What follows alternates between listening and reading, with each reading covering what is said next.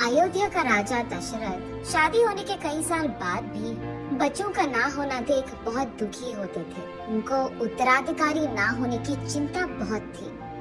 वशिष्ठ महामुनि दशरथ राजा को ऐसे देख उनकी चिंता के कारण जानते हैं। राजा, महायज्ञ का आयोजन कीजिए, अब वो भगवान ही आपकी चिंता दूर कर देंगे।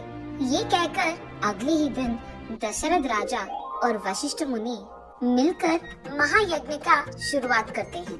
यज्ञ के दौरान एक शक्तिशाली आदमी प्रसाद लेकर उस यज्ञ की आग से बाहर आता है। इस प्रसाद को अपने 3 बीवियों में बांट दो। ये कहकर प्रसाद को दशरथ राजा के हाथ में देते हैं।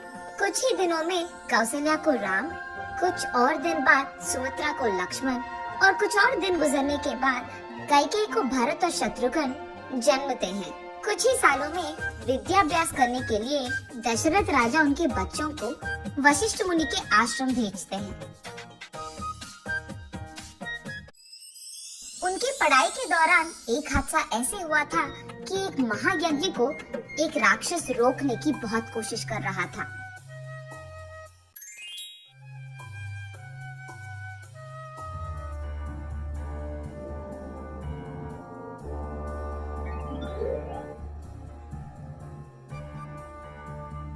तब राम उसका ताकत और बुद्धि का इस्तेमाल करके उस राक्षस को खत्म कर देता है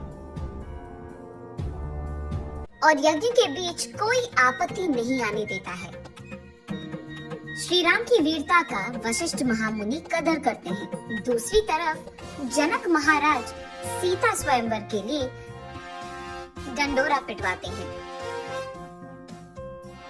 ये जानकर राम के जन्मदिन के शुभ संदर्भ पे राम लक्ष्मण दोनों को सीता स्वयंवर ले जाते हैं। अत्यंत सुंदर सीता के लिए दूर दूर से राजाएं हाजिर होते हैं।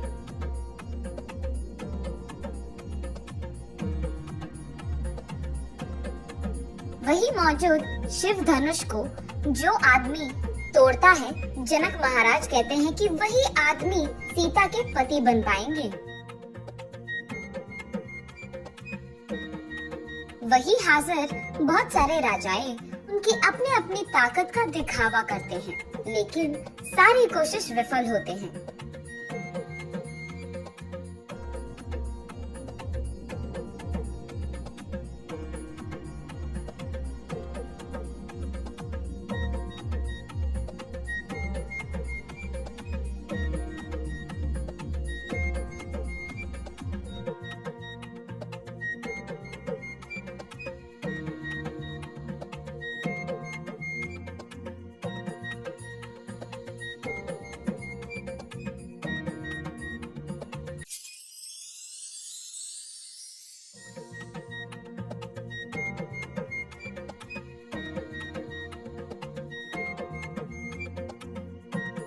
तब वशिष्ठ महामुनि के आदेश के अनुसार राम उस शिव धनुष को एक बड़ी ध्वनि से तोड़ देते हैं।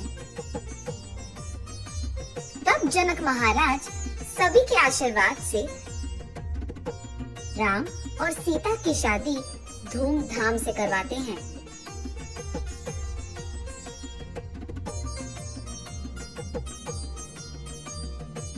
उसके बाद वो दोनों उनके घर अयोध्या पहुंचते हैं।